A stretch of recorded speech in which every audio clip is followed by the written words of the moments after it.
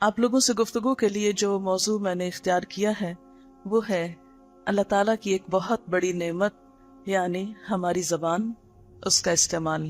اللہ سبحانہ و تعالیٰ نے ہمیں اتنی بے شمار نعمتیں دے رکھی ہیں کہ جن کو اگر ہم گننا چاہیں تو گن نہیں سکتے۔ اور سب سے بڑی نعمت تو یہ ہے کہ ان سب نعمتوں کو ہم دیکھ سکتے ہیں، کچھ کو سن سکتے ہیں، کچھ براہ راست ہمارے استعمال میں ہیں، کچھ بہت خاموشی کے ساتھ چھپ کر ہماری خدمت میں لگی ہوئی ہیں۔ یہ سب نعمتیں خود بخود نہیں بنی، کسی کے بنانے سے اور کسی کے دینے سے ہمیں ملی ہیں۔ ان نعمتوں میں ایک بہت بڑی نعمت زبان کی نعمت، بولنے کی قوت، حقیقت میں بہت بڑی نعمت ہے۔ قرآن پاک میں اللہ سبحانہ تعالی جب اپنی رحمت کا ذکر کرتے ہیں تو ساتھ ہی انسان کے بولنے کی قوت کا ذکر کرتے ہیں۔ ارشاد باری تعالی ہے، الرحمن علم القرآن خلق الانسان علمہ البیان۔ رحمان، اس نے قرآن سکھایا، اسی نے انسان کو پیدا کیا اور اسی نے اس کو بولنا سکھایا۔ دنیا میں جتنی بھی مخلوق ہے اس کو ہم 4 حصوں میں تقسیم کر سکتے ہیں۔ ان میں سے ایک تو بالکل ایسی مخلوق ہے جو نہ دیکھ سکتی ہے، نہ سن سکتی ہے، نہ بول سکتی ہے، نہ کوئی احساس اور جذبات رکھتی ہے، جیسے پتھر، چاند، ستارے۔ پھر ایک ایسی مخلوق ہے جو کسی حد تک احساس رکھتی ہے، اور وہ ہیں درخت، پودے وغیرہ۔ پھر اس سے آگے بڑھیں تو ایک اور مخلوق ہے جانوروں کی شکل میں، پرندوں کی شکل میں۔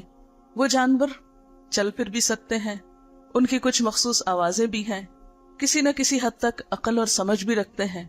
لیکن چوتھی قسم کی مخلوق جو انسان ہے، وہ ان تمام چیزوں سے سپیریئر بھی ہے اور باقی ساری چیزیں اسی کے لیے بنی ہیں۔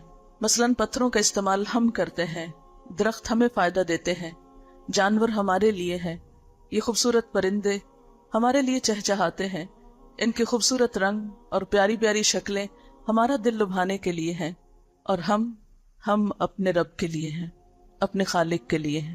ہم اس کے لیے ہیں جس نے ہمیں بنایا ہے، جس نے ہمیں پیدا کیا ہے۔ اس نے جب ہمیں پیدا کیا تو عقل بھی دی اور اس کے ساتھ بولنے کی قوت دی۔ جیسے پہلے میں نے عرض کیا کہ جانوروں کے پاس دیکھنے کی قوت ہے لیکن بیچارے بلیک اینڈ وائٹ ہی دیکھتے ہیں، سننے کی ہے لیکن لمیٹڈ، ہر بات نہیں سمجھتے، سوچنے سمجھنے کی ہے، بس اتنا سوچ سمجھ سکتے ہیں جس سے وہ اپنے فائدے کے کام کر سکیں یا اپنی ضروریات پوری کر سکیں۔ لیکن اس کے برعکس انسان کے پاس بولنے کی جو قوت ہے، یعنی باقی قوتوں میں بھی دیکھیں، ہمارا سننا، دیکھنا، سمجھنا، یہ سب کچھ باقی تمام چیزوں سے زیادہ بہتر ہے، باقی تمام مخلوق سے افضل ہے۔ لیکن ایک ایسی قوت جسے ہم بولنے کی قوت کہتے ہیں، یہ قوت جس طرح انسان کو ملی ہے کسی اور مخلوق کو نہیں ملی۔ مثلاً ایک گائے بھینس بھی بولتی ہے، آپ جانتے ہیں اس کو بولنا کیا ہوتا ہے؟ اس کے بولنے میں کیا خوبصورتی ہے، کیا سمجھ میں آتا ہے جب وہ بولتی، کچھ بھی پتہ نہیں چلتا۔ اسی طرح چڑیا، پرندے وغیرہ بولتے ہیں، ان کا بولنا اچھا لگتا ہے، چہچہانا اچھا لگتا ہے، لیکن ہمیں سمجھ میں نہیں آتا کہ وہ اپنی چو چو میں کس وقت روتے ہیں، کس وقت ہنستے ہیں، کس وقت کچھ مانگتے ہیں اور کس وقت کسی کو کچھ کہتے ہیں۔ لیکن انسان کو اللہ تعالیٰ نے جو بولنے کی قوت دی ہے وہ اسے تمام باقی مخلوق سے زیادہ افضل بناتی ہے، اور یہ قوت دوسرے جانوروں کے پاس اس طرح نہیں ہے، اور یہ قوت اللہ تعالیٰ کی رحمت کی علامت ہے۔ الرحمن، یہ اس کی رحمت ہے کہ اس نے ہمیں بولنا سکھایا۔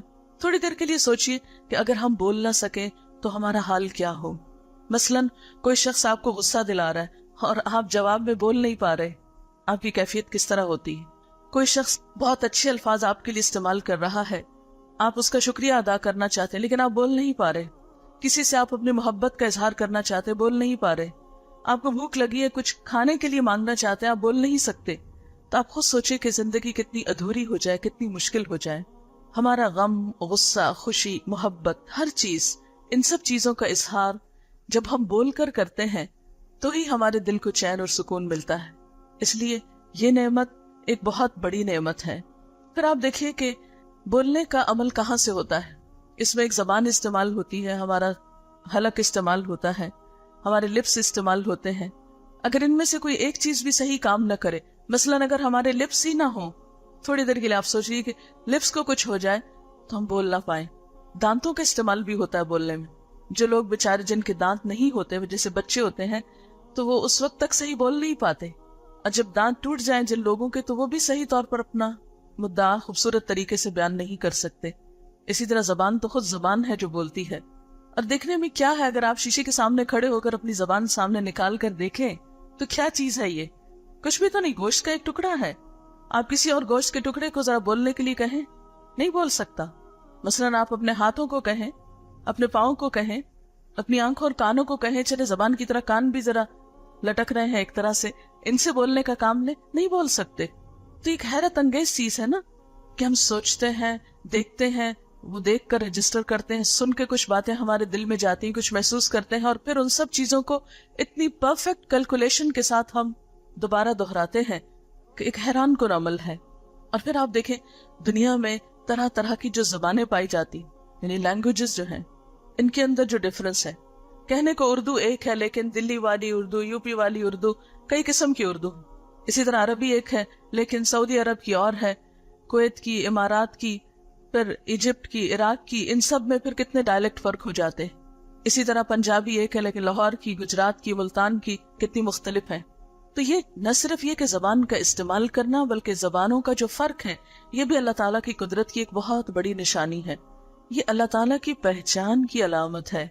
یعنی ایک ہی طرح کے جذبات کو مختلف لوگ مختلف طریقے سے استعمال کرتے ہیں. مثلاً اگر آپ نے السلام علیکم کا لفظ بولنا ہو تو اردو میں اگر آپ بولیں گے تو کچھ اور ہوگا, انگریزی میں کچھ اور ہوگا, جرمنی میں کچھ اور ہوگا, فرینچ میں کچھ اور ہوگا, چائنیز میں کچھ اور ہوگا. ہر لینگویج کا اپنا ایک سٹائل ہوگا. ہیں سبھی انسان, سب کے اندر ایک جیسے جذبات ہیں, لیکن ہر ایک کی زبان کا فرق جو ہے وہ حیرت ہوتی ہے. اور تھوڑے تھوڑے وقفے پر, تھوڑے تھوڑے علاقوں میں اگر دنیا کا نقشہ آپ اپنے سامنے رکھیں, جیسے یہ گلوب آپ کے سامنے ہے, آپ اس کو گھماتے جائیں اور آپ دیکھتے جائیں کہ دنیا میں اتنی بے شمار زبانیں ہیں کہ جو انسان, یعنی ان تمام ایریاز میں ڈفرنٹ لینگویجز بولی جاتی ہیں. ان سارے علاقوں میں اوپر سے نیچے تک, یعنی پوری گھومتی دنیا میں اگر آپ مختلف زبانوں کا احاطہ کریں تو آپ گن نہیں سکتے کہ کتنی ہزاروں بولیاں بولی جاتی ہیں. یہ کس طرح وجود میں آئی, حالانکہ ایک آدم اور حوا کی اولاد ہے سب.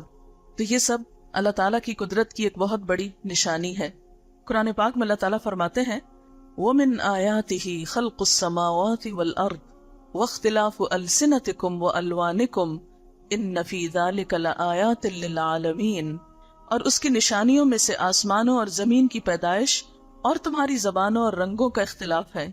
یقیناً اس میں بہت سی نشانیاں ہیں عقل مند لوگوں کے لیے, علم والے لوگوں کے لیے, جاننے والوں کے لیے.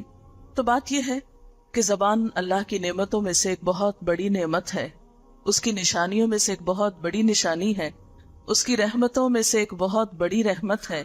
اور انسان اس جیسی کوئی دوسری چیز بنانے سے اب تک قاصر ہے.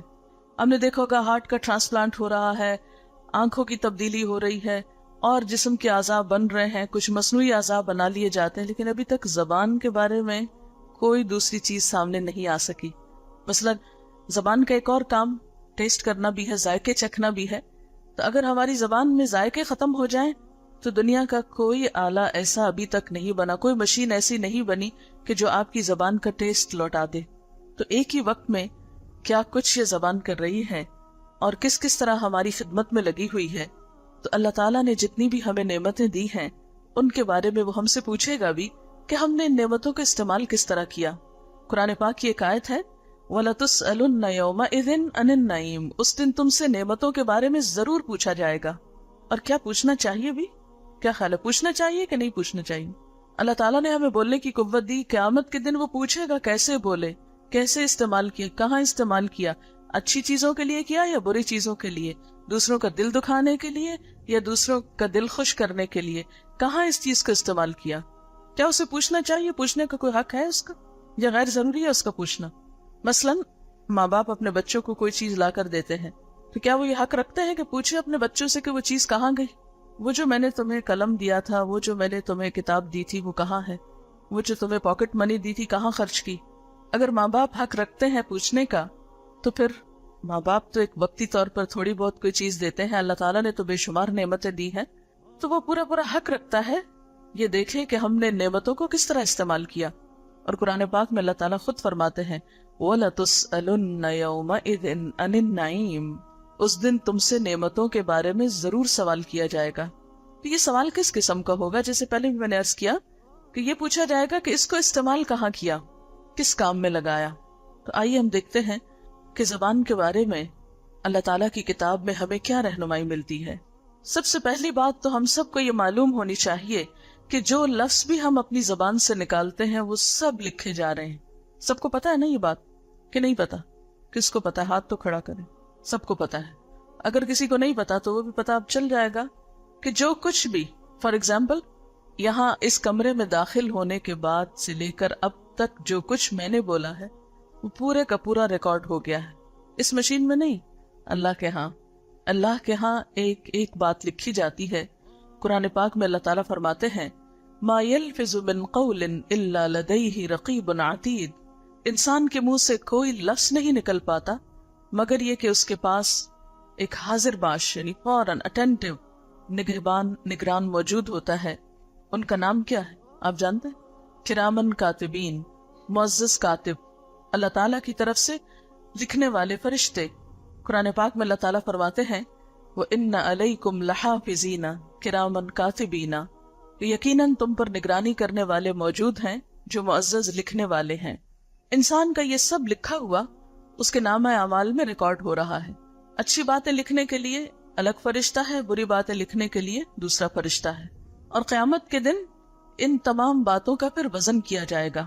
اللہ تعالیٰ فرماتے ہیں وَالْوَزْنُ يَوْمَئِذٍ الْحَقُّ، اور وزن اس دن بالکل حق پر مبنی ہوگا، بالکل درست ہوگا، یعنی اگر کسی نے ایک لفظ بھی فالتو بولا تو وہ بھی سامنے آ جائے گا، اور پھر انسان اپنا نام اعمال دیکھ کر پریشان ہوگا ما لهذا الكتاب لا يغادر صغيرة ولا كبيرة الا احصاها، اس کتاب کو کیا ہو گیا، نہ تو کوئی چھوٹی بات چھوڑی ہے اور نہ بڑی، ہر چیز لکھ لی ہے، ایک ایک لفظ۔ مثلا ہم نے پوری زندگی میں کتنے جھوٹ بولے، صرف وہ لکھے نہیں جائیں گے بلکہ ان کا نمبر بھی ہمارے سامنے آئے گا، مثلا 2220 مثال کے طور پر۔ اور اگر ڈیلی ہم ایک جھوٹ بولتے ہیں مثلا، تو آپ خود سوچئے کہ ایک مہینے میں کتنے دن ہوتے ہیں اور ایک سال میں پھر کتنے دن ہیں، اور جتنے سال کے آپ ہیں اس کو کیلکولیٹ کر لیجئے کہ اب تک اندازاً کتنے جھوٹ ہو چکے۔ اور میرا نہیں خیال کہ ایک پر ہمارا گزارا ہوتا ہو، ایک تو بہت تھوڑا ہے پر ڈے، تو اس کے لیے کیا ہے، اگر ہم روز کا گننا شروع کریں تو ہم اندازہ نہیں کر سکتے کہ کتنا انبار ہم نے غلط باتوں کا جمع کر لیا۔ دن میں کم از کم ایک دفعہ دل دکھانا کسی کا، اتنا تو ہو ہی جاتا ہے، کوئی نہ کوئی ہرٹ ہو جاتا ہے ہماری بات سے۔ اگر ہر روز ایک ایک بات بھی جمع کی جائے تو کتنا انبار جمع ہو چکا ہوگا۔ اور آپ کو معلوم ہے کہ جو چیزیں حقوق العباد میں سے ہوں وہ جب تک بندے معاف نہ کریں اللہ تعالیٰ بھی معاف نہیں کرتے۔ خیر، ایک تو یہ کہ فرشتے جو کچھ لکھ رہے ہیں ایک ایک لفظ وہ تولا جائے گا، دوسرا یہ کہ اس دن ہماری زبان بند کر دی جائے گی اور ہمارے ہاتھوں کو بولنے کے لیے کہا جائے گا، ہماری اسکن بولنا شروع کر دے گی، ہمارے پاؤں بولنا شروع کر دیں گے۔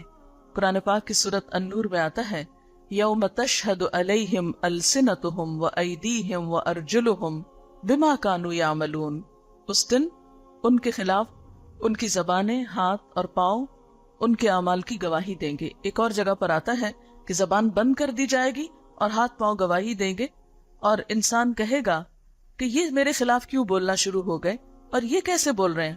آج تو جیسے میں نے کہا نا کہ ہم اگر اپنے ہاتھوں کو کہیں کہ بولو تو یہ نہیں بول سکتے، اور دنیا میں کوئی ایسا طریقہ نہیں ابھی تک ملا انسان کو کہ زبان کے علاوہ کسی اور چیز کو بلوا سکے، لیکن قیامت کے دن یہ سب کچھ بولنے لگے گا۔ اس وقت انسان حیران ہو کر پوچھے گا کہ تم کیوں بول رہے، تم کیسے بول پڑے؟ تو وہ کہیں گے ہمیں اسی رب نے بلوایا جس نے ہر چیز کو بلوایا، اللہ تعالیٰ کے حکم سے کوئی بھی چیز بول سکتی۔ تو یہ تمام چیزیں انسان کے اعمال کی گواہی دینا شروع ہو جائیں گی۔ نبی صلی اللہ علیہ وسلم نے فرمایا اکثر لوگ اپنی زبان اور شرمگاہ کی حفاظت نہ کرنے کی وجہ سے جہنم میں جائیں گے، یعنی بہت سے لوگوں کو سزا قیامت کے دن صرف اس وجہ سے ملے گی کہ وہ اپنی زبانوں کا صحیح استعمال نہیں کرتے تھے۔ اس لیے ایک مسلمان ہونے کی حیثیت سے ہم سب کو یہ بات اچھی طرح معلوم ہونی چاہیے کہ کس طرح ہم اپنی زبان کا اچھا استعمال کریں اور کن کن چیزوں سے ہم اپنے آپ کو روک کر رکھیں۔ حضرت معاذ رضی اللہ تعالیٰ عنہ کی ایک حدیث میں آتا ہے کہ اللہ کے رسول صلی اللہ علیہ وسلم نے ان سے فرمایا اے معاذ اس زبان کو بند رکھنا۔ انہوں نے عرض کیا اے اللہ کے رسول صلی اللہ علیہ وسلم کیا ہم سے ہماری زبان کی باتوں پر بھی پوچھ ہوگی، یعنی جو کچھ ہم بولتے ہیں اس کا بھی حساب ہوگا؟ آپ نے فرمایا معاذ تیری ماں تجھے گم کرے، یہ ایک محاورہ ہے عربی زبان کا ایک طرح کی چھوٹی سی ڈانٹ ہے.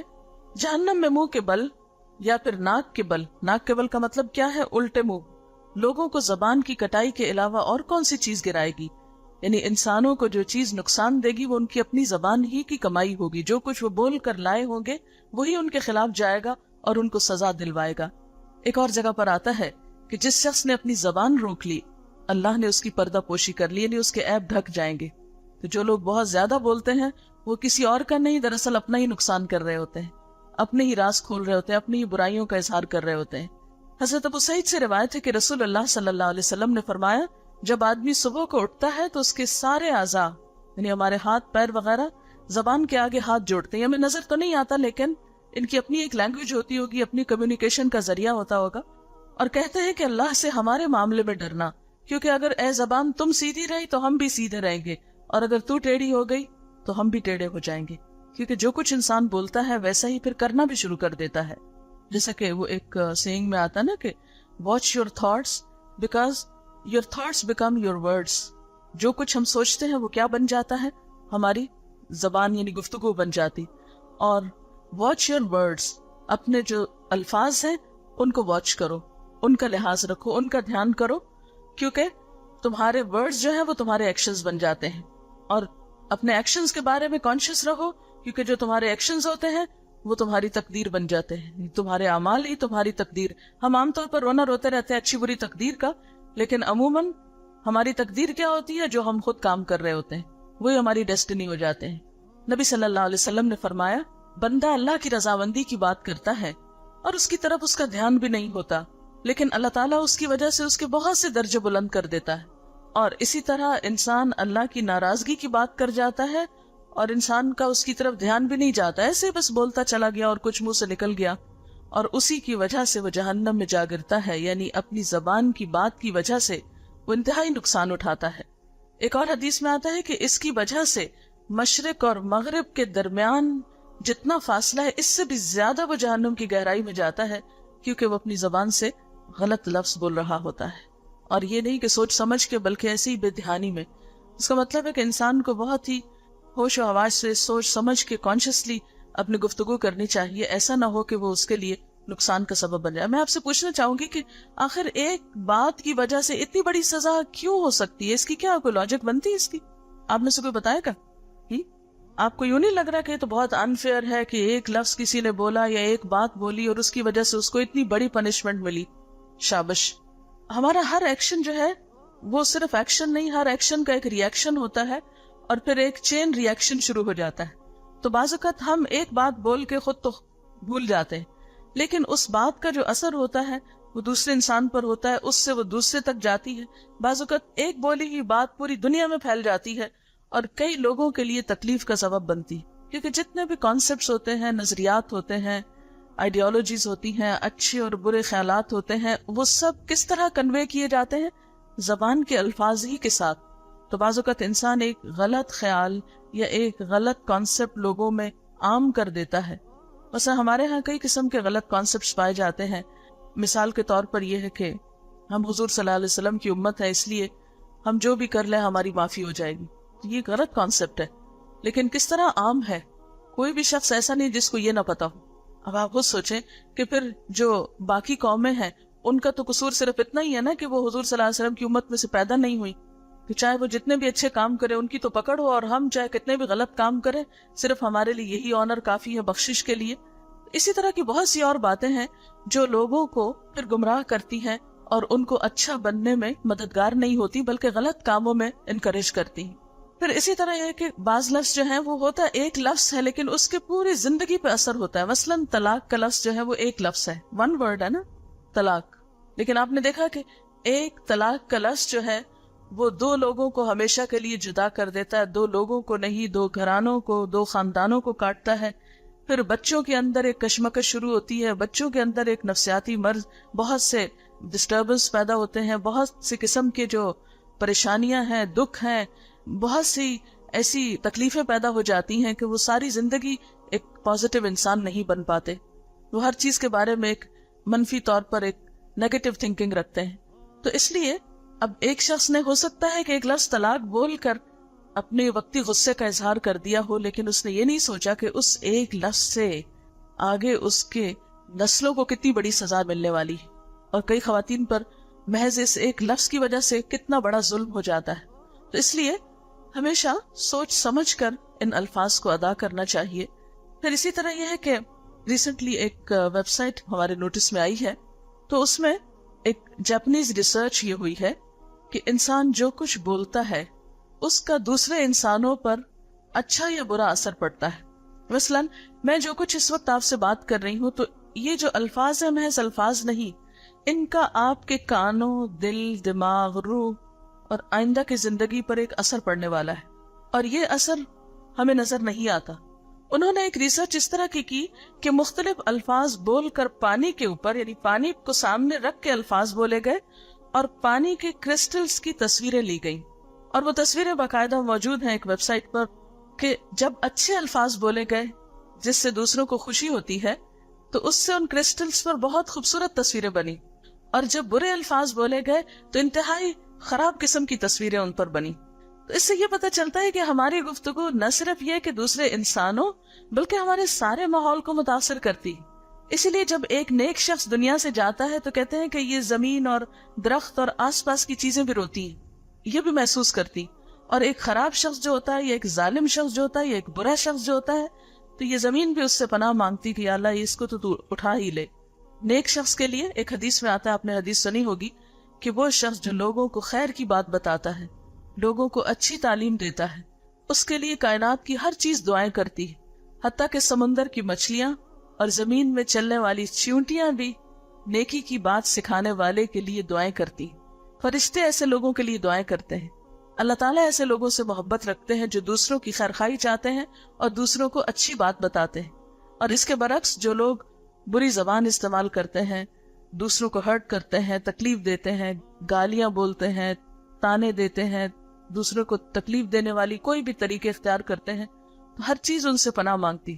ایک دلچسپ واقعہ حضور صلی اللہ علیہ وسلم کی سیرت میں ہمیں ملتا ہے کہ جب آپ شروع میں مدینہ میں تشریف لے گئے تو مسجد نبوی اس طرح نہیں تھی جیسے آج ہم دیکھتے ہیں.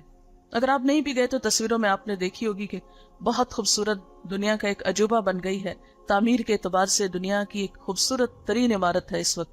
لیکن ابتدا میں وہ کیا تھی؟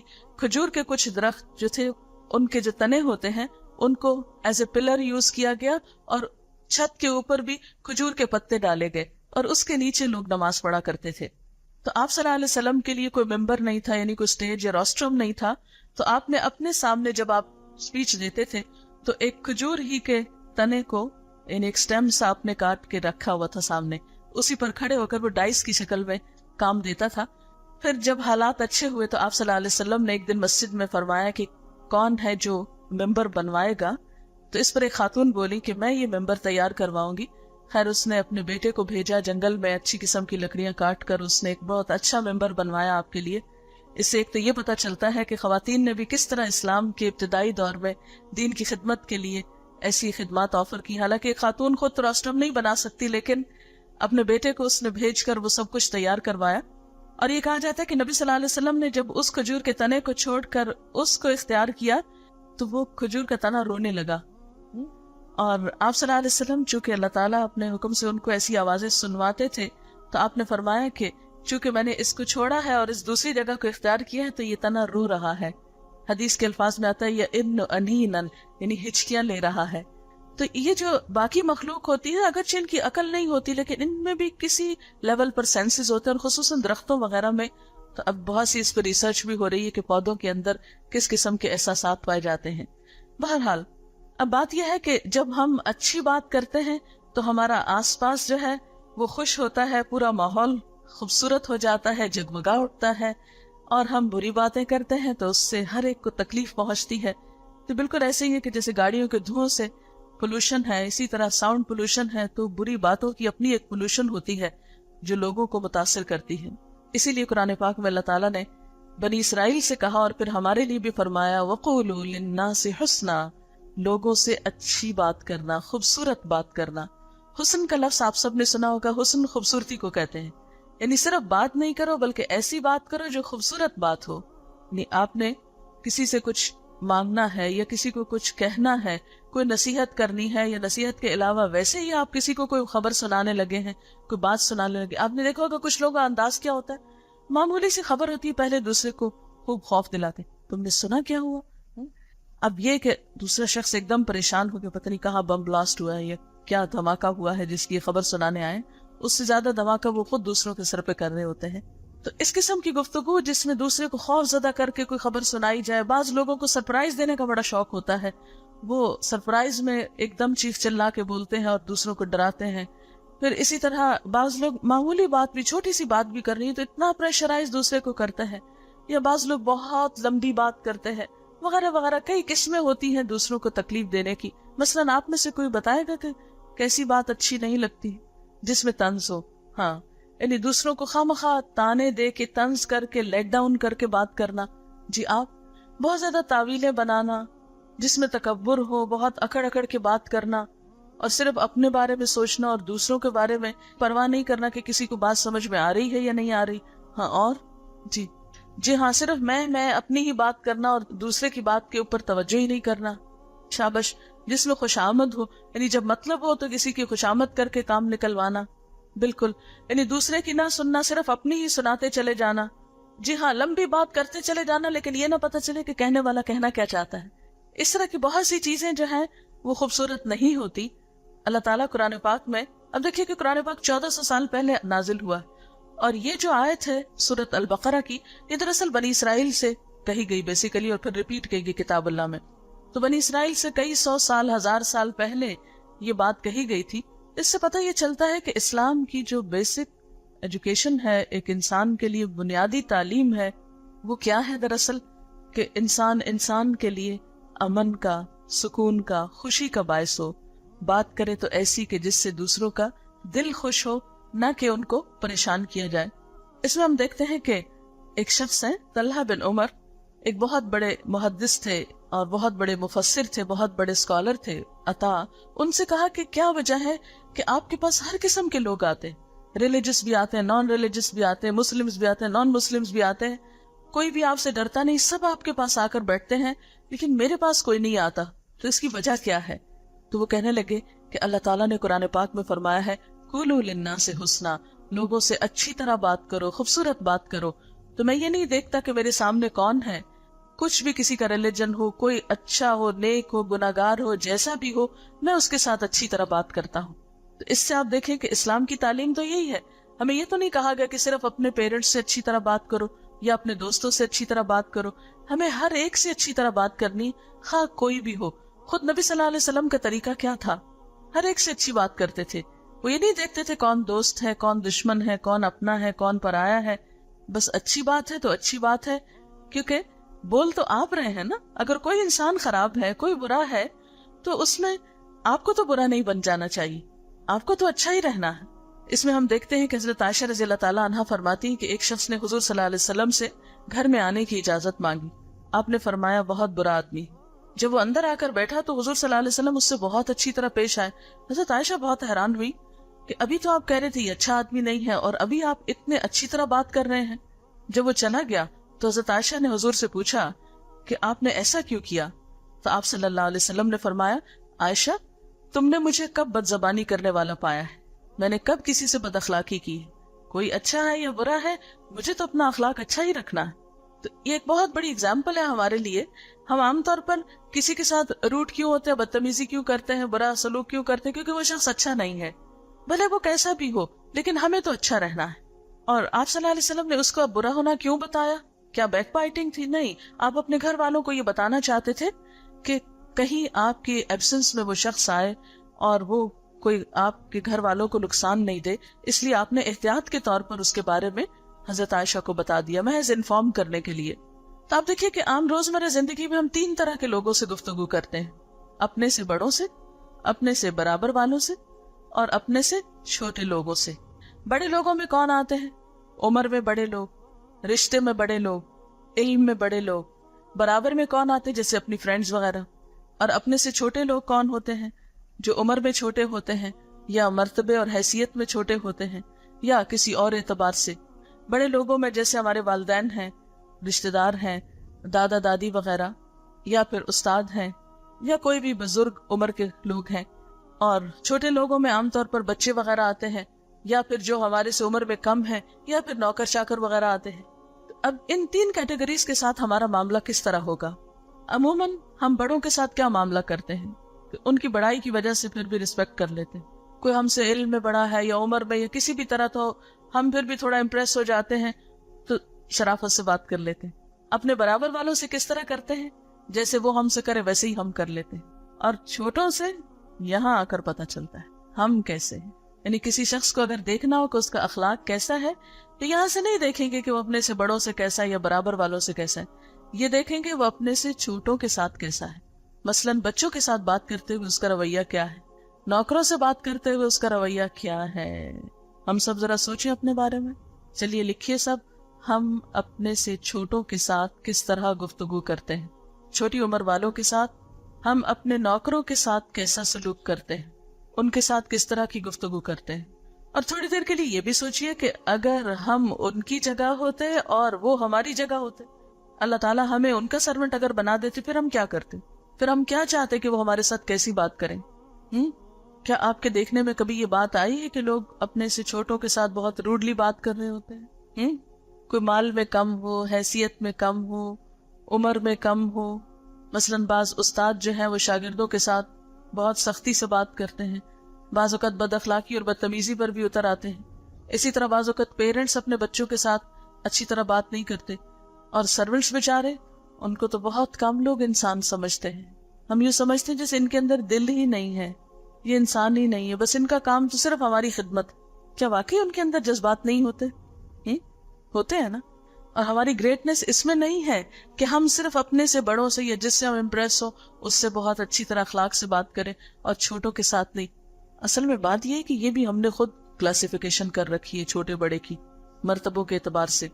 یہ تو دنیا میں ایک پہچان کے لیے ہے، ورنہ اللہ تعالیٰ کے نزدیک تو ہو سکتا ہے کہ ایک جو نوکر ہے کسی کے گھر میں، یا ایک بہت معمولی کام کرنے والا، بہت معمولی ہستی رکھنے والا، معلوم نہیں اللہ کے نگاہ میں اس کی کتنی عزت اور وقت ہو.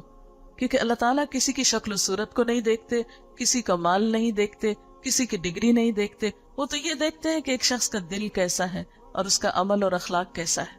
وہ کسی کی ذہانت، انٹیلیجنس، اس کے انٹلیکٹ، اس کے کسی بھی کوالٹی، کسی چیز سے مروب نہیں ہوتے، کیونکہ یہ سب تو اس نے ہمیں دیا ہے نا. مثلاً اگر کوئی شخص بہت ذہین ہے تو ذہانت کہاں سے لے کر آیا؟ اللہ ہی نے دی ہے نا اس کو. تو اب یہ ہے کہ چند باتیں ہم یہ کریں گے کہ ہماری گفتگو ہونی کیسی چاہیے مختلف لوگوں کے ساتھ جب بھی ہم بات کریں، کیونکہ زبان ایسی چیز ہے جس کا استعمال سب سے آسان بھی ہے اور ہماری زندگی میں سب سے زیادہ بھی ہے. جب تک ہم جاگتے رہتے ہیں ہم کچھ نہ کچھ بولتے رہتے ہیں. تو ہمیں تھوڑا سا اس پر دیکھنا ہے کہ ہمیں کیسی باتیں کرنا ہے. سب سے پہلی بات تو یہ ہے کہ ہم جو بھی بات کریں اس کا کچھ مقصد ہونا چاہیے. بیکار کی فضول گفتگو کرنے سے پرہیز کرنا چاہیے. اس کے بارے میں نبی صلی اللہ علیہ وسلم نے بہت زیادہ کیل و کال اور بے فائدہ گفتگو اور بے مقصد گفتگو سے منع فرمایا ہے. اچھا، بعض لوگ جو ہیں وہ ایم لیسلی کبھی واقعات پہ باتیں کرتے رہتے ہیں، کبھی کسی انسان کو کریٹیسائز کرتے رہتے ہیں، کبھی کسی انسان کی باتیں کرتے رہتے ہیں. مائیں عام طور پہ بچوں کی باتیں کرتے رہتی ہیں، لڑکیاں عام طور پہ لڑکوں کی باتیں کرتی رہتی ہیں، لڑکے لڑکیوں کو موضوع گفتگو بنائے رکھتے ہیں. اور اسی طرح بس کوئی نہ کوئی شغل چاہیے، کچھ نہ کچھ، کیونکہ اللہ نے طاقت دی ہے، اور خاص طور پر یوتھ کے پاس تو طاقت اور بھی زیادہ ہوتی ہے، دماغ بھی تازہ ہوتا ہے. اس لیے عموماً ہمارا موضوع گفتگو یا تو حالات ہوتے ہیں، واقعات ہوتے ہیں، پالیٹکس ہوتی ہیں، یا پھر آج کل گیمز جو ہے وہ ہر ایک کی موضوع گفتگو بنی ہوئی ہے، یا پھر اپوزٹ سیکس. تو اللہ نے اتنی اچھی قوت ہمیں بولنے کے لیے دی ہے، کیا ہمارے ٹاپکس اور گفتگو کے موضوعات بس صرف یہی ہونے چاہیے؟ اس سے زیادہ آگے جانے کی کوئی چیز نہیں ہے.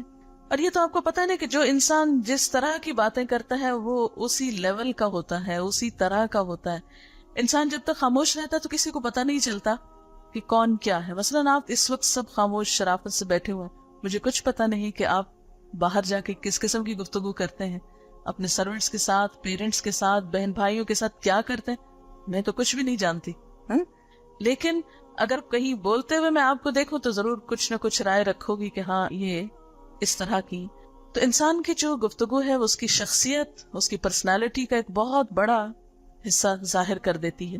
آپ نے یہ بھی محاورہ سنا ہوگا کہ small minds talk about people. یہ لکھنے کی حد تک لکھ لیتے ہیں, پڑھنے کی حد تک پڑھ لیتے ہیں, اور پڑھ کے ہم کہتے ہیں او ہو یہ اسمال مائنڈز ہیں جو لوگوں کی باتیں کرتے ہیں.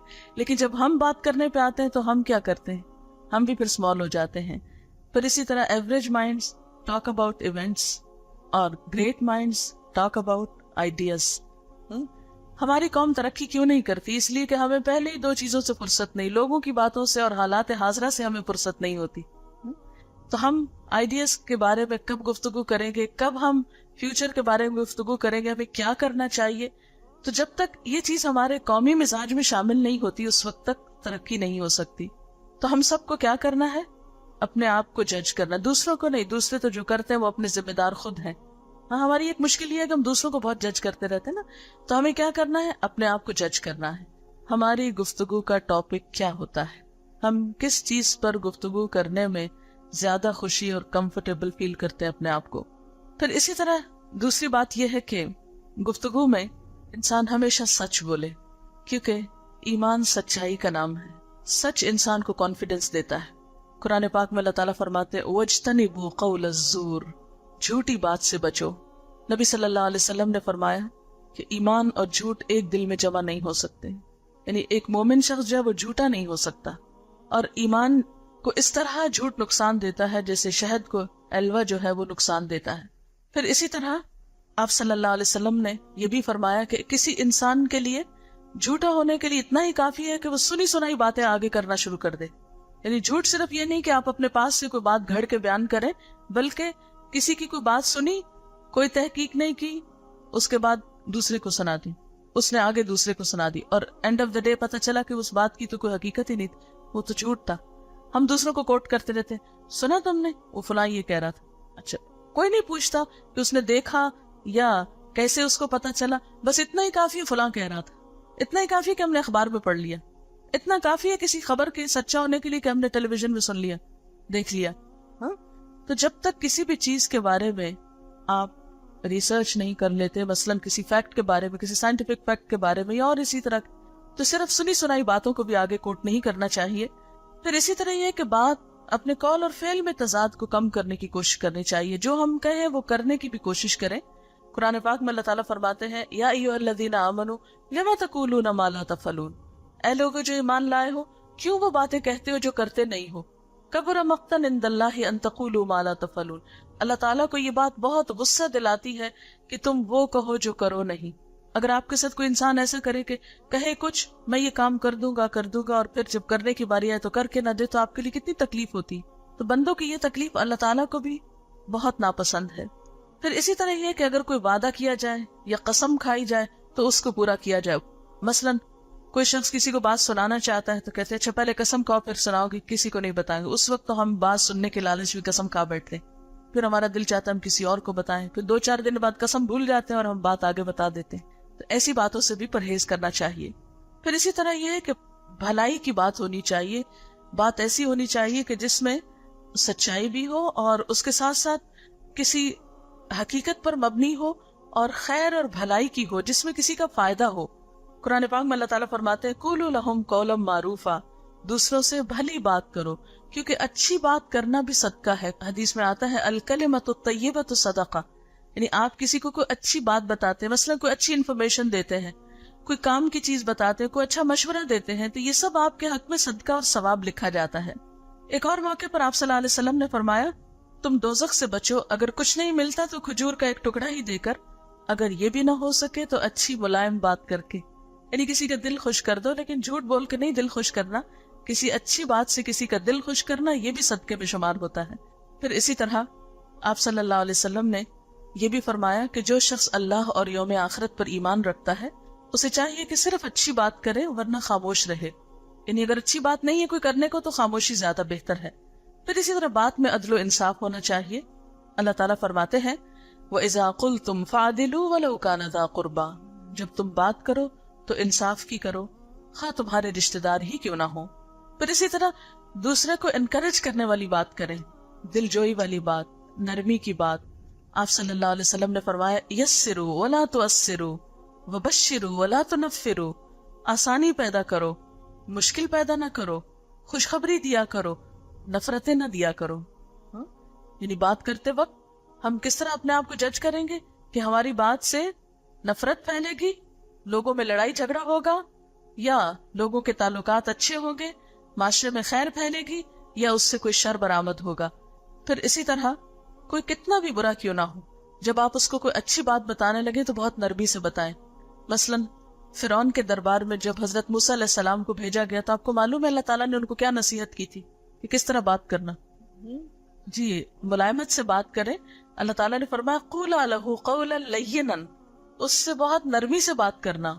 لعلہ یتذکر او یخشی، ہو سکتا ہے نصیحت پکڑ لے یا اللہ سے ڈرنے لگے. یعنی فرعون جیسا برا انسان بھی اگر کہیں ہو تو اس کو بھی اچھی بات بتاتے وقت پیار اور محبت سے بات کرنی چاہیے. اور آپ دیکھیں کہ اگر آپ بات محبت سے کریں گے تو آدھا کام آپ کا ویسے ہی ہو جائے گا. پھر اسی طرح آپ جب کسی سے بات کریں تو اس کے رتبے سے، اس کے عمر اور ان تمام چیزوں کا بھی خیال بہرحال رکھیں گے. مثلا پیرنٹس کے ساتھ بات کرتے وقت اللہ تعالیٰ قرآن پاک میں فرماتے ہیں وَلَا تَقُلْ لَهُمَا اُفٍّ، ماں باپ سے بات کرتے ہوئے اف نہ کہنا. وَلَا تَنْهَرْهُمَا، ان کو جھڑک کے بات نہیں کرنا. وَقُلْ لَهُمَا قَوْلًا كَرِيمًا، اور ان کے ساتھ عزت والی بات کرنا. آپ سب اپنے ماں باپ سے کیسے بات کریں گے؟ نمبر 1، اف نہیں کہنا. اف کب کہتے ہیں ہم؟ جب وہ ہمیں کوئی بات سمجھا رہے ہوتے تو ہم کہتے اف آپ کی تو نصیحتیں ہی نہیں ختم ہوتی. ان کو ڈانٹ کے بات نہیں کرنا. ڈانٹتے کب ہیں ہم؟ آپ میں سے تو نہیں کوئی ایسا کرتا جسے ماں باپ کے سامنے شاؤٹ کرتے ہیں نا کچھ لوگ، جس کو آپ شاؤٹ کرنا کہتے ہیں، یہی ڈانٹ ڈپٹ ہوتی. چیخ چلا کے زور زور سے بولنا، پاؤں پٹکنا، دروازے پٹکنا، چیزیں توڑنا، یہ سلوک ماں باپ کے ساتھ اچھا نہیں.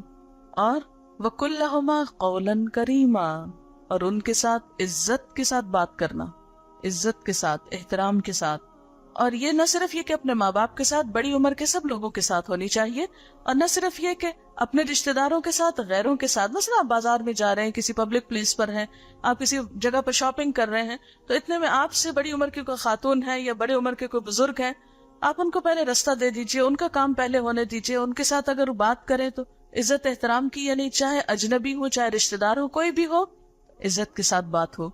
اچھا، جب آپ کسی سے عزت سے بات کریں گے تو اس میں کس کی عزت ہے؟ تھوڑی دیر کے لیے سوچیں نا، کس کی عزت ہے اس میں؟ آپ کسی کو عزت دے رہے ہیں، کس کو عزت مل رہی؟ خود آپ کو مل رہی. اور اگر آپ کسی سے بدتمیزی سے بات کر رہے ہیں تو کس کا نام خراب ہو رہا ہے؟ کسی اور کا نہیں، آپ کا. آپ صلی اللہ علیہ وسلم کا طریقہ یہ تھا کہ جب کسی نان مسلم کے بڑے سے بھی بات کرتے تھے تو اس کو اس کی ڈیو رسپیکٹ دیتے تھے. مثلا آپ نے روم کا جو بادشاہ تھا ہرقلس جو ہے، اس کو جب آپ نے خط لکھا تو اس میں لکھا الی ہرقل عظیم الروم، ہرقل روم کے رئیس کے نام، روم کے بڑے کے نام. اسی طرح ایک اور جگہ پر آپ نے فرمایا کہ اذا جاءکم کریم قوم فاکرموہ، جب تمہارے پاس کسی قوم کا معزز شخص آئے تو تم بھی اس کو عزت دو. یعنی جب کوئی اپنے کسی علاقے میں، گھر میں، کسی ملک میں، کسی شہر میں، کسی خاندان میں کوئی عزت والا شخص ہے تو جب وہ تمہارے پاس آئے تو تم یہ نہ سمجھو کہ وہ تو ان کا عزت والا ہے، ہمارا تو اس سے کوئی تعلق نہیں. لیکن افسوس یہ کہ ہم نے اپنے بڑوں کے ساتھ عزت کا معاملہ نہیں کیا. آپ دیکھیے کہ ہمارے خواہ ریلیجس لیڈرز ہوں یا پولیٹیکل لیڈرز ہوں یا کوئی اور ہمارے بڑے ہوں، تو ان سب کے ساتھ معاملہ کرتے ہوئے ہمارے ہاں مرد آباد اور ہائے ہائے ہی ہوتی رہی ہے. یعنی ہم اپنے قوم کا جو پچھلی پولیٹیکل ہسٹری دیکھتے ہیں تو ایک کے بعد ایک کو ہائے ہائے کر کے اتارا گیا نا. ٹھیک ہے، آپ کسی سے ڈس ایگری کر سکتے ہیں، آپ کسی سے ڈفرینس آف اوپینین رکھ سکتے ہیں، ڈفر کر سکتے ہیں، لیکن یہ طریقہ ٹھیک نہیں ہے کہ آپ کسی بھی مسلمان کی کلمہ گو شخص کی بے عزتی کریں یا اس کو علل اعلان گالیاں دینا شروع کر دیں یا اس کو برا بھلا کہیں. اس سے ایک قوم کے اندر اخلاقی بگاڑ پیدا ہو جاتا ہے. یہ اسلامی طریقہ نہیں ہے. پھر اسی طرح چھوٹوں سے بات کرتے وقت شفقت، محبت، پیار، ان چیزوں کا ہمیشہ خیال رکھیں. نبی صلی اللہ علیہ وسلم بچوں سے پیار کرتے وقت خاص طور پر بہت زیادہ پولائٹ ہوتے، ان سے مذاق بھی کرتے، آگے بڑھ کر خود ان کو سلام کرتے تھے. ہمارے عام طور پر بچوں کو اگنور کر دیا جاتا ہے کہ یہ تو بچے، ان کو کیا سمجھ. بڑے آپس میں باتیں کرتے رہتے ہیں اور بچے بور ہوتے رہتے ہیں اور ان کو کوئی پوچھتا نہیں، گفتگو میں شریک نہیں کرتا. تو ایسا نہیں ہونا چاہیے. اس میں ہم دیکھتے ہیں کہ آپ صلی اللہ علیہ وسلم ایک بچے سے ملے جس کا نام عمیر تھا اور اس نے ایک پرندہ پالا ہوا تھا، اس کا ایک پیٹ تھا، تو اس کا نام نغیر تھا. اتفاق سے وہ پرندہ مر گیا. آپ صلی اللہ علیہ وسلم جب اس سے ملتے تو پوچھتے عمیر تمہارے نغیر کا کیا ہوا؟ یعنی صرف اس کو نہیں بلکہ اس کے پرندے کو بھی پوچھتے.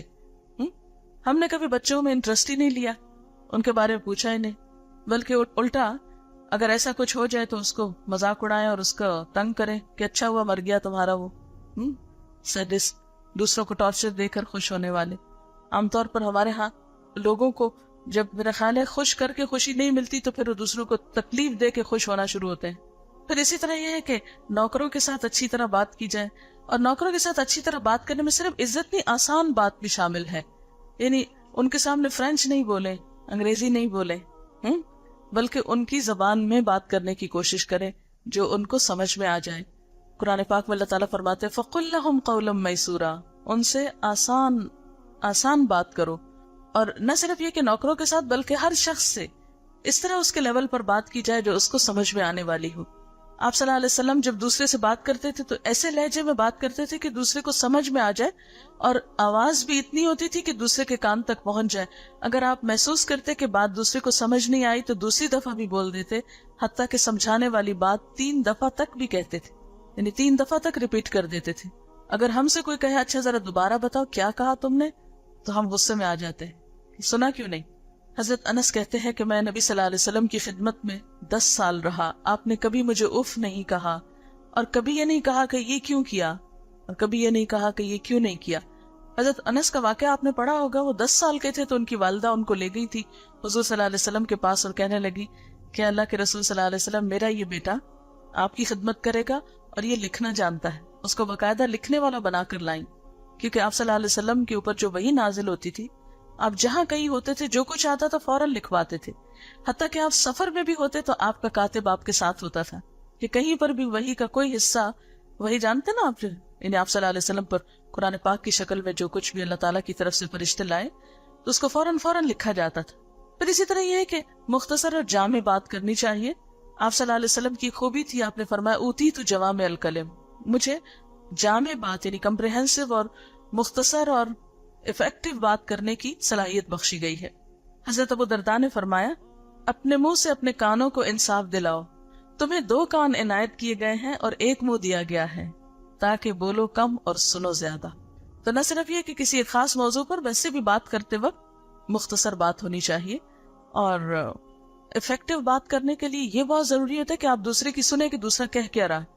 بہت سے ہمارے تعلقات کی خرابیاں لیک آف کمیونیکیشن سے ہوتی. کہنے والا کچھ کہہ رہا ہوتا ہے, سننے والا کچھ اور سن رہا ہوتا ہے, پھر وہ کچھ اور جواب دے رہا ہوتا ہے, اور پھر اس سے بہت سی ناراضگی بھی بعض اوقات پیدا ہو جاتی. یعنی بہت سے ہمارے تعلقات کی خرابی صحیح لسننگ کے نہ ہونے کی وجہ سے ہوتی. پھر اسی طرح یہ کہ اگر کوئی سوال کرے ہم سے تو اس سوال کا جواب بھی دینا چاہیے, اگنور نہیں کرنا چاہیے, اور منہ موڑ کے بات نہیں کرنی چاہیے. قرآن پاک میں اللہ تعالیٰ فرماتے ہیں وَلَا تُسَعِّرْ خَدَّكَ لِلنَّاسِ, تم لوگوں سے منہ موڑ کے بات نہ کرو. پھر اسی طرح آپ صلی اللہ علیہ وسلم کا طریقہ یہ بھی تھا کہ جب کسی سے بات کرتے تو بسا اوقات اس سے کوسچن کرتے تھے تاکہ اس کو متوجہ کر لے اپنی طرف. پھر جو آواز ہے اس کو بھی بہت چیخ چلا کر نہیں نکالنا چاہیے اور بہت زور لگا کر نہیں بولنا چاہیے کہ گرے کی رگیں پھولی بھی ہوں اور ماتھے پہ بل ہوں اور بہت ٹینشن میں ہوں, بلکہ بہت ریلیکس ہو کر بات کرنی چاہیے تاکہ سننے والا بھی ریلیکس رہے. قرآن پاک میں اللہ تعالیٰ فرماتے ہیں وَغْضُضْ مِن صَوْتِكَ إِنَّ أَنكَرَ الْأَصْوَاتِ لَصَوْتُ الْحَمِيرِ, اپنی آواز کو آہستہ رکھو کیونکہ سب سے بدترین آواز, سب سے ناپسندیدہ آواز گدھے کی آواز ہوتی کیونکہ بہت لاؤڈلی بولتا ہے نا. پھر اسی طرح یہ ہے کہ گفتگو کی رفتار بھی درست ہونی چاہیے, نہ تو بہت تیز تیز بولے اور نہ ہی اتنا سلو کہ دوسرا انتظار ہی کرتا رہ جائے کہ اب کب اگلا لفظ آئے گا. یعنی نہ تو بہت سپیڈی ہو اور نہ ہی بہت سلو ہو بلکہ درمیانی ہو. پھر اسی طرح یہ ہے کہ بہت لفظی تکلف اور بناوٹ اور الٹے پلٹے لفظوں کے استعمال اور نئے نئے لفظوں کے استعمال کے شوق میں دوسروں کو پریشان کرنا, ایسی چیزیں بھی نہیں ہونی چاہیے. نبی صلی اللہ علیہ وسلم نے فرمایا کہ قیامت کے دن تم میں سب سے زیادہ ناپسندیدہ اور دور مجھ سے وہ لوگ ہوں گے جو بناوٹی انداز سے باتیں کرتے ہیں, اپنی بڑائی اور اپنی خوبیاں جتانے کے لیے عجیب و غریب گفتگو کرتے ہیں اور تکبر کرتے ہیں. یعنی کچھ لوگ اپنے اصلی سٹائل میں نہیں بولتے, نارمل طریقے سے بات نہیں کرتے, بلکہ اپنے اوپر ایک خول چڑھا کر, مثلا اگر ان کی آواز بھاری ذرا تو اس کو باریک کر کے اور ایک خاص سٹائل میں بولیں گے تاکہ ہم دوسروں کو مروب کر سکیں. تو ایسی تصنع اور آرٹیفیشل طریقے سے بولنا جو ہے یہ بھی پسندیدہ نہیں ہے. پھر اسی طرح یہ ہے کہ الفاظ کا چناؤ بھی اچھا ہونا چاہیے.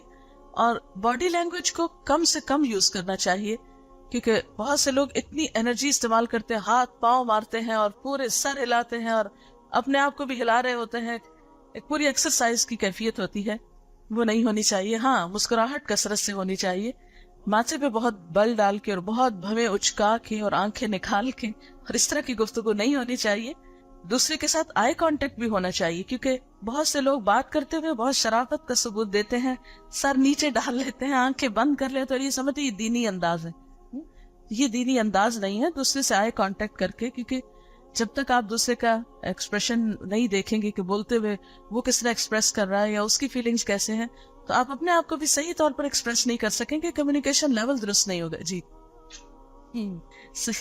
اچھا کوشچن ہے کہ اگر آپ کسی نامحرم سے بات کر رہے ہیں تو اس سے بھی آئی کانٹیکٹ ہونا چاہیے. نہیں، وہاں پر ایکسیپشنل صورتحال ہے. اللہ تعالیٰ نے قرآن پاک میں فرمایا ہے کہ کل المؤمنات یغضضن من ابصارہن ویحفظن فروجہن. آپ مومن عورتوں سے کہہ دیجئے، اور اسی طرح مومن مردوں سے بھی کہا گیا، کوئی ڈسکریمنیشن نہیں، صرف عورتوں سے کہا گیا. مومن عورتوں سے کہہ دیجئے کہ وہ اپنی نگاہیں جھکا کر رکھیں، اور من ابصارہن کی بات کی گئی کہ گھور کر نہ دیکھیں، یعنی گھور کر دیکھنا منع ہے. اس کا یہ مطلب نہیں کہ کسی آدمی کی شکل کبھی کوئی عورت دیکھے ہی نہ، یہ تو پاسبل ہے نہیں ہیومنلی، کیونکہ آپ کسی کچھ خریدیں گے تو آپ اس کی شکل دیکھیں گے، آپ کسی ڈاکٹر کے پاس جائیں گے آپ اس کی شکل دیکھیں گے، لیکن دیکھ کر ٹک ٹکی باندھتے دیکھتے ہی نہ چلے جائیں، کیونکہ قدرتی طور پر اللہ تعالیٰ ہم سے زیادہ سمجھتے ہیں. اس میں یہ ہے کہ اس کو پتا ہے کہ ہمارے اندر کیسے جذبات ہیں اور اس میں کیا نقصان ہو سکتے ہیں، تو اس میں نگاہیں بچانے کا حکم ہے کہ بری نظر سے نہ دیکھیں اور دیکھتے ہی نہ چلے جائیں، لیکن ایک نارمل طریقے سے بات کرنے میں حرج نہیں ہے.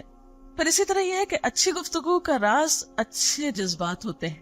آپ کسی کے لیے اپنے دل میں محبت رکھیں، خیرخواہی رکھیں، تو آپ کی بہت فن اور سلیقہ نہ بھی ہو گفتگو کا، تو آپ کے منہ سے اچھی ہی بات نکلے گی جو دوسروں کے دل میں اترے گی. پھر جیسے کہ پہلے بھی بات ہوئی تھی کہ گفتگو میں طنز نہیں ہونا چاہیے. آپ صلی اللہ علیہ وسلم نے فرمایا المسلم من سلم المسلمون من لسانہ ویدہ. مسلمان تو وہ ہوتا ہے جس کے ہاتھ اور زبان سے دوسرے مسلمان محفوظ رہتے ہیں. یعنی مسلمان کی پہچان ہی یہ ہے کہ اس کی زبان سے دوسروں کو تکلیف نہ ہو. پھر اسی طرح دوسروں کی نقل نہیں اتارنی چاہیے، خاص طور پر کسی کو دیکھ کر اس کی نقل اتار کر بات کرنا. آپ صلی اللہ علیہ وسلم نے فرمایا میں پسند نہیں کرتا کہ میں کسی انسان کی نقل اتاروں چاہے اس کے بدلے مجھے اتنا اور اتنا مال ملے. یعنی بہت بڑی آفر بھی ہو تو نقل نہ اتاریں. پھر اسی طرح اگر کسی سے آپ ڈس ایگری کریں، اختلاف کریں، تو اس صورت میں الزام تراشی نہ کریں، گالی گلوچ پہ نہ اتر آئیں، ہارش لینگویج یوز نہیں کریں، بہت سخت انداز میں بات نہیں کریں.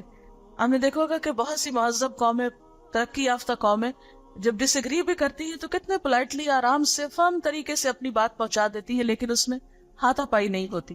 میں کہیں پڑھ رہی تھی کہ ایک شخص ریلوے اسٹیشن پر جا رہا تھا اور اس کے پاس ایک بیگ تھا. اس نے دوسرے سے آگے نکلنے کی کوشش کی تو اس کا بیگ جو تھا وہ دوسرے شخص کو لگ گیا اور وہ گر پڑا.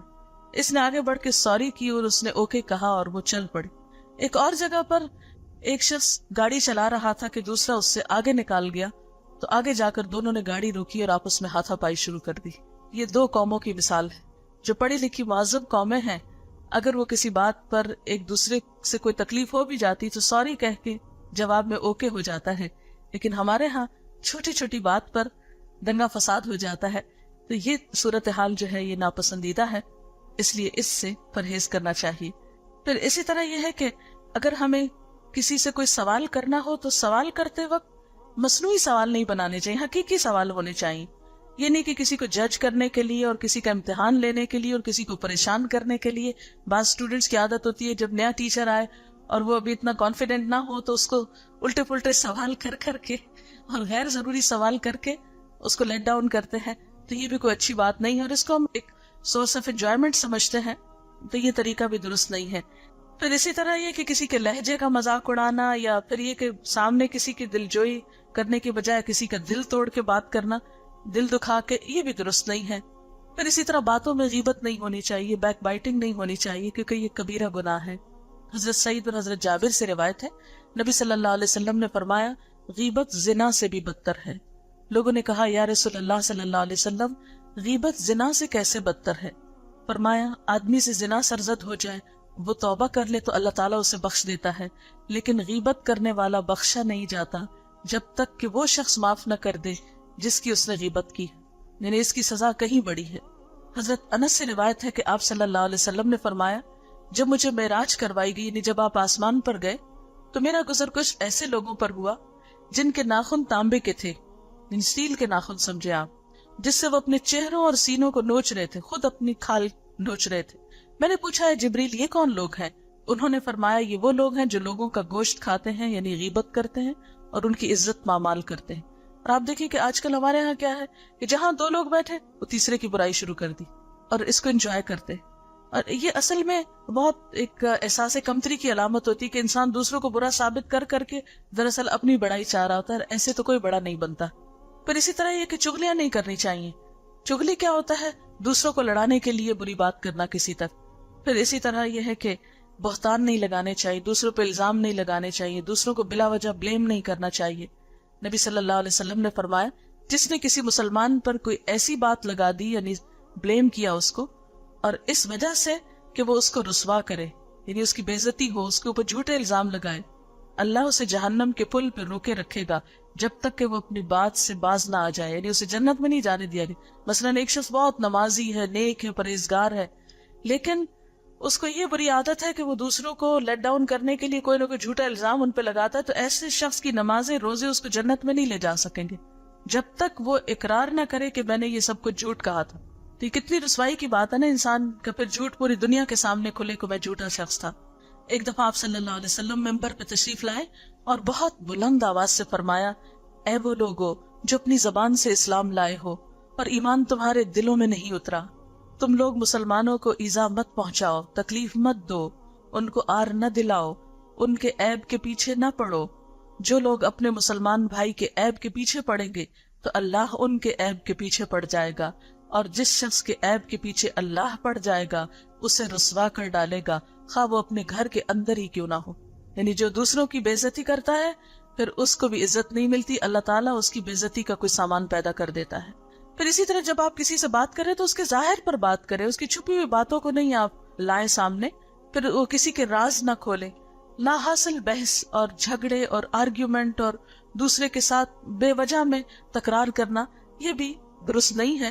اگر کوئی شخص تکرار کرنا چاہے آپ سے تو قرآن پاک میں اس کا حل یہ بتایا گیا ہے، وَإِذَا خَاطَبَهُمُ الْجَاهِلُونَ قَالُوا سَلَامًا، جب جاہل ان سے بات کرتے ہیں تو وہ سلام کر کے اپنا کام کرتے ہیں۔ پھر اسی طرح اپنی غلطی کا اعتراف کرنا سیکھ لیجئے۔ اپنی غلطی کا جب انسان اعتراف کر لیتا تو بڑے بڑے مسائل کا حل نکل آتا ہے۔ ایک غلطی کو نہ ماننے پہ شیطان کے ساتھ کیا سلوک ہو، کہ کس طرح وہ ایک غلطی اپنی نہ ماننے کی وجہ سے اس نے جھوٹ بھی بولا، الزام تراشی بھی کی اور بہت سے اور غلط کام کیے۔ تو غلطی کو، یعنی انسان ہے ہم، غلطی ہو جاتی ہے ہم سے، جو غلطی ہو جائے تو اس کا اقرار کرنے میں دیر نہیں کرنی چاہیے۔ پھر اسی طرح اپنی تعریفیں نہیں کرنی چاہیے۔ اپنے منہ میاں بٹھو بننا آپ کو خود تو اچھا لگ سکتا ہے لیکن دوسروں کو اس میں کوئی انٹرسٹ نہیں۔ اصل اچھائی کیا ہے؟ جو آپ کے عمل سے ثابت ہو۔ پھر اسی طرح ہر وقت ہنسی مذاق نہیں کرنا چاہیے۔ ہنسنا، مذاق کرنا، مسکرانا یہ سب اچھی باتیں ہیں لیکن عادت نہیں بنا لینی چاہیے۔ پھر بات بات پہ قسم نہیں کھانی چاہیے۔ بعض لوگ تکیہ کلام بنا لیتے ہیں، اپنا پیٹ ورڈ بنا لیتے ہیں قسم کو، یہ بھی کوئی پسندیدہ بات نہیں ہے۔ پھر اسی طرح لگی لپٹی زو مانی باتیں ادھر ادھر کی سنانا اور کلیئر بات دوسرے کو نہ بتانا یہ بھی درست نہیں۔ قرآن پاک میں اللہ تعالیٰ فرماتے ہیں، یا ایھا الذین آمنوا قولوا قولا سدیدا، اے لوگو جو ایمان لائے ہو سیدھی بات کرو، درست بات کیا کرو۔ پھر اسی طرح بہت عاجزی کا ثبوت دینا یا بہت خوشامد کرنا یہ بھی اچھی بات نہیں ہوتی۔ پھر یہ کہ بات کرتے وقت ایسی گھبراہٹ اپنے اوپر نہیں طاری کرنی چاہیے کہ کسی کو بات آپ کی سمجھ ہی نہ آئے۔ بعض بچے کو قصور کر کے آتے ہیں نا تو وہ پھر اتنے گھبرائے ہوئے کہ منہ سے بات نہیں نکلتی، تو اس وقت گھبراہٹ پہلے سنبھال کے پھر آ کے دوسرے کو اطلاع دیں، جس کسی کی بات جو بھی کرنے۔ اسی طرح ہنستے ہوئے اور روتے ہوئے بات نہیں کرنی چاہیے۔ کئی لوگ غصے میں روتے ہوئے بولتے ہیں تو کچھ پتہ نہیں چلتا وہ کیا کہہ رہے ہیں۔ کچھ لوگ بات کرتے اور ساتھ ہنسنا شروع کر دیتے ہیں اور ہنستے ہنستے ہنستے دوسرے کو انتظار میں کھڑا رکھتے ہیں اور خود بات کرتے چلے جاتے، تو یہ ان کی بات بھی سمجھ میں نہیں آتی، اس سے بھی دوسرے کو تکلیف پہنچتی۔ پھر اسی طرح ایک وقت میں ایک موضوع پہ بات کر کے اگلی بات شروع کرنی چاہیے۔ بعض لوگ ایک ٹاپک پہ بات کرتے وہ بھی ختم نہیں ہوتی، ایک اور شروع کر دیتے، پھر پہلے پہ آ جاتے، پھر دوسرے پہ سمجھ نہیں آتا کہ یہ کیا کہنا چاہتے ہیں۔ پھر اسی طرح یہ ہے کہ نہیں سے بات نہیں شروع کرے۔